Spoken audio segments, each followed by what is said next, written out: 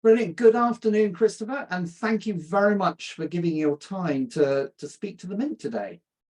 Thank you very much for inviting me, Henry. So, as I've explained, what I want to explore is the international political economy in the context of climate change and energy. So, not a small topic, but I thought as a starting point, we might first explore how come sort of standard neoliberal thinking or neoclassical economics has to date largely dominated international environmental economics, if you like, or discussions. Yeah, we've even got a name for it. It's called neoliberal environmentalism. And it's been theorized about for some time. And if you look at the reports and publications of organizations that publish on those kind of issues, you can still see a very strong kind of narrative imprint of neoliberal environmentalism in all these organizations. World Bank, World Trade Organization, United Nations, OECD is still very present. And is that partly because they employ standard economists who dominate it, and that's the framework they work in? Is it also that countries like that's comfortable? Yes, I think it is just a continuation of the neoliberal paradigm. There hasn't been anything really that seriously challenged it, I don't think, from a global institutional point of view, or even from a kind of economics disciplinary point of view. Still kind of going along the same track, the same kind of vision as to what should be talked about and defining the narrative and the language of how we should frame problems and provide solutions to them. Of course, there was the OECD New Approaches to Economic Challenges unit. Did you come across that? In fact, interestingly, I mean, when I did a kind of a text analysis of all global economic institutions and their work on trade climate issues, and the OECD had some of the more kind of interesting kind of quasi-alternative kind of approaches and narratives to this. UNCTAD also did as well, one or two reports. It's interesting because I know William Hines, who leads that, but apparently that now has been squashed anyway by the OECD the revolution has been squashed. Yeah, the revolution got squashed. Brilliant. And the Director General, who the most recent one, an Australian one, is a climate denier and basically didn't like the stuff coming out for it. But it's interesting, one element that's been bubbling away from a long time, hasn't it? This idea of border tax adjustments. Where is that got to at the moment? Because it's a sort of neoliberal idea, isn't it? But it has quite dramatic potential impact. Yeah, it's like using market-based instruments applied to managing the pricing mainly of carbon, applied to trading activities. So at the moment, the EU, the European Union, which, no surprise in one sense, because they are the kind of norms leader on climate action and trading climate action. They've led on this. So far, they've got this specific policy called the Carbon Border Adjustments Mechanism policy that they're currently trialing in terms of trial designing it. Essentially, it'll be based on pricing carbon into international trade in two main ways. One is the carbon intensity of the products being traded themselves. So, for example, steel made in China will have a high carbon tariff placed on it because it's very carbon intensively made. Now, of course, that could change if, for example, the Chinese use something like green hydrogen technology to make emissionlessly produced steel. Currently, the Swedes are the leaders on this globally. And the second factor, which will determine the level of the carbon border adjustment mechanism tariff, will be the distance traveled, the emissions involved in the international shipping of it. So steel coming from the Netherlands to, say, Spain, little amount of tariff from that point of view, but anything coming a long distance from, say, Shanghai to Hamburg, 12,000 mile journey, I think it is, kilometer, will have a much higher CBAM tariff placed on it. And so are we just really talking commodities like that, that it's fairly straightforward, like steel. Whereas presumably if you take some sort of manufactured product like a car or something like that, all the different bits could be made with different things from different places, etc. Are they going to attempt to do that on cars or something like cars as well? That's where it can get really, really complicated in terms of where the value added content of a product that is shipped. Let's say if China is exporting cars, electric vehicles from China to Europe, but let's say 80% of the value added and also carbon intensivity added to the product comes from, say, 20 countries in the Asia region. The final product is only assembled in China. The kind of carbon accounting process for that will be really, really complicated. I mean, tracing, most companies don't even know, only know their immediate supplier. They don't know who supplied to their supplier, etc. Yes. Are people thinking about, are people jumping to the idea, I suppose, of blockchain, I would imagine? Yeah, this is where it gets extremely complicated. So, 40% of all world trade is in parts and components. Being able to trace these kinds of, as you said, these kind of supplied materials, parts and components through the entire supply chain will be really, really, really, really difficult. And the European Union is not the only one thinking of devising such a scheme for kind of carbon pricing of trade. But obviously there are countries which are deadly opposed to it because they think it's some form of green protectionism. Yeah. So who are on the different sides of this debate? Well, the European Union are leading it. The UK, Japan, and the US are also looking at their own sort of CBAM policies. Obviously, China and India, Brazil, I think, and others who have a cost competitive advantage in many of these more carbon intensive product sectors. They're going to be deadly opposed to it and it becoming in any way globalized as a norm of trade policy. So I can see quite a lot of tension arising between the major trading powers over this. But it's all part of a wider process of trying to price carbon into market transactions and production and consumption. But truthfully, that hasn't really happened to any significant effect to date, has it, in terms of real impact? No, not really. I mean, it's very patchy. So, you got certain countries who are quite advanced with it. And of course, the price of the carbon factored in, it can be quite high or it can be quite low. It just depends on how much they are factoring in the externalities of carbon emissions into economic activity. Because it seems to me, I don't know what you think of this, but often the sort of neoliberal environmental approach has led to sort of spitting out solutions that are totally politically impossible. So it just generates a huge amount of heat without any light, if you like. That it's like carbon taxes have been pushed as the solution to everything for decades, 2 or 3 decades, hasn't it? And no one's actually implemented them because actually they never really effectively look at the political economy and how, what actually might be palatable and affect change. Yes, yeah, they're very much kind of like plasters on a much bigger illness, shall we say. They don't go to the root cause of, well, why are we producing so much carbon in the first place?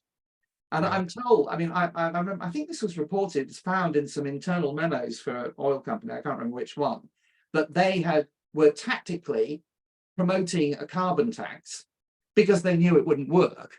And so, so it's all part of sort of generating sort of grit in the machinery and ultimately slowing everything down rather than actually addressing the real issues.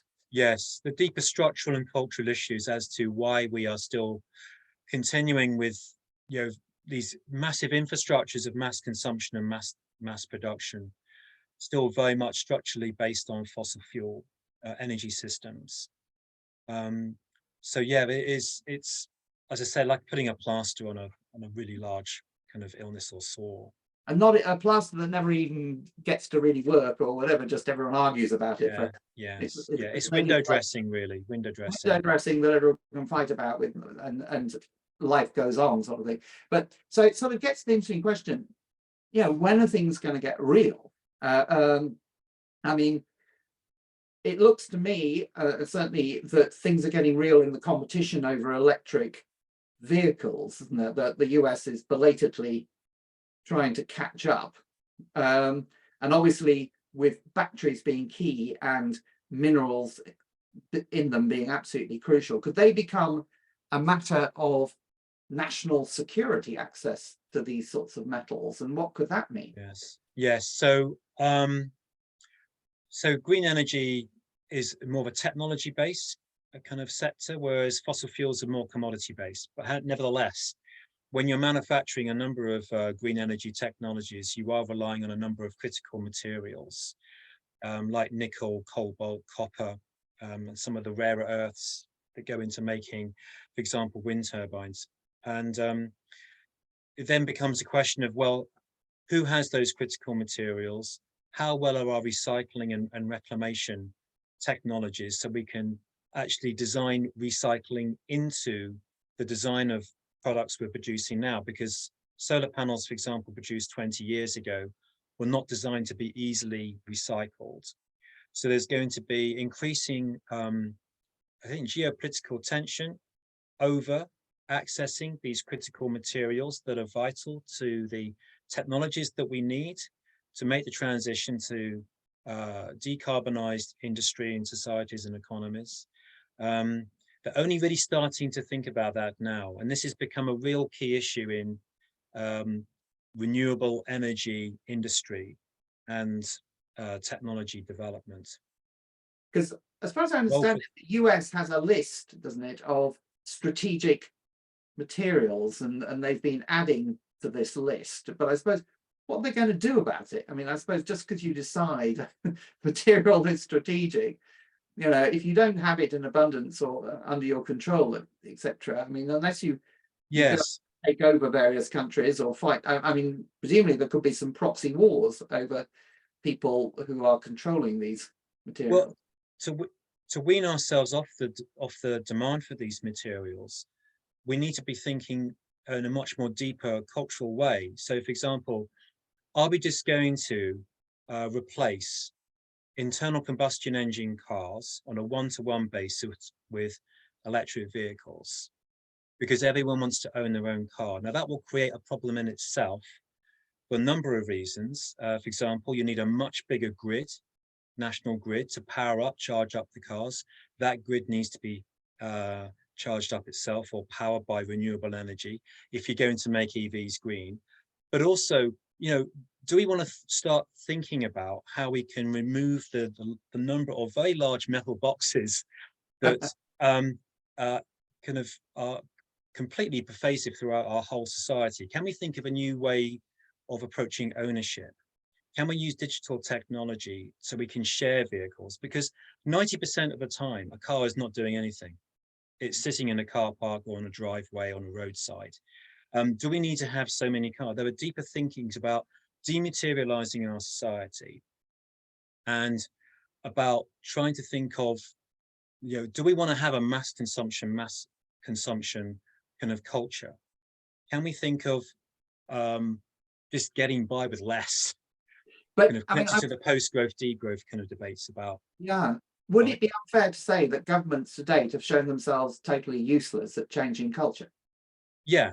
I mean, the green growth debate, for example, it's what is it doing? It's still fixated on growth. It's still fixated on the culture of mass consumption and mass production. We need a deeper cultural change, and I think the only way that that's going to happen is if some crisis occurs that shocks us into action, that has a jolt on our systems. It could even take some kind of ecological catastrophe for us to kind of really sit up and take a wider look at how we organize our economies and societies and how we approach managing and developing them. But I suppose if you look at recently, of course, the big jolts, pandemic followed by the Ukraine war, and I suppose, isn't it a little bit more likely that those sort of human actions might, for instance, if China in their ongoing heightening conflict with the US started Yeah. controlling the export of these materials to a greater extent,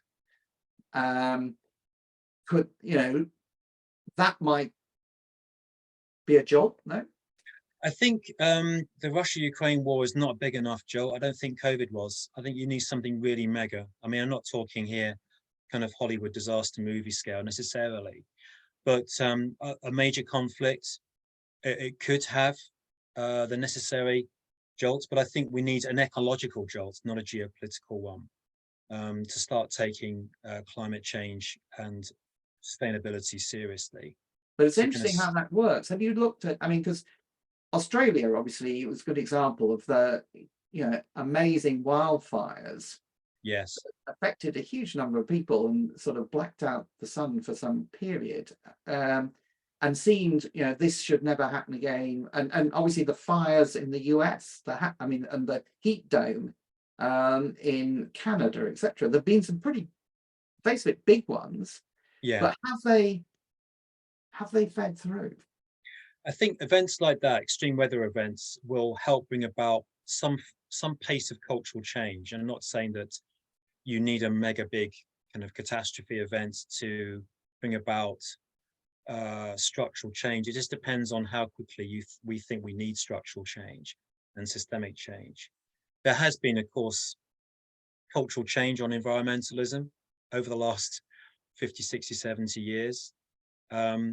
But still, we are stuck in very similar systems and structures to what we have been using for some time now.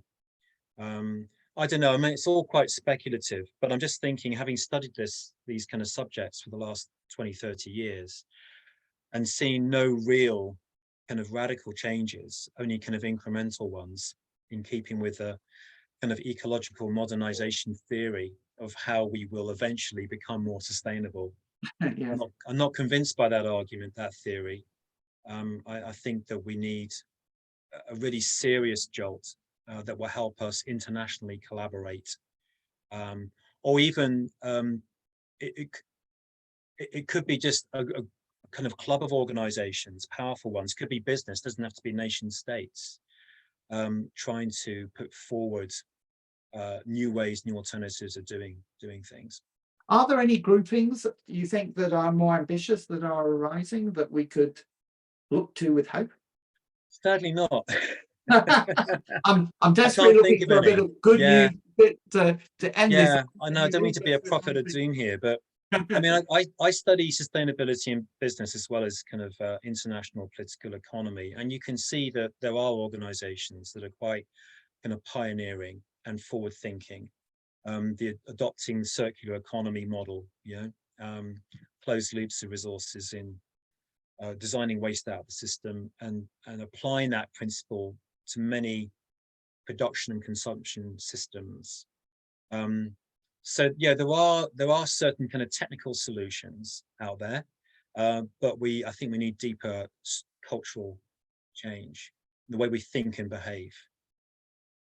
Brilliant. Okay, well, let us hope that comes faster than it has in the past. Yes. But thank you Amen, very brother. much, Christopher, for joining us. Thank you. Look forward to talking further in the future. Yeah, thank you very much indeed, Henry. It's been a pleasure. Thank you. Thanks for the opportunity.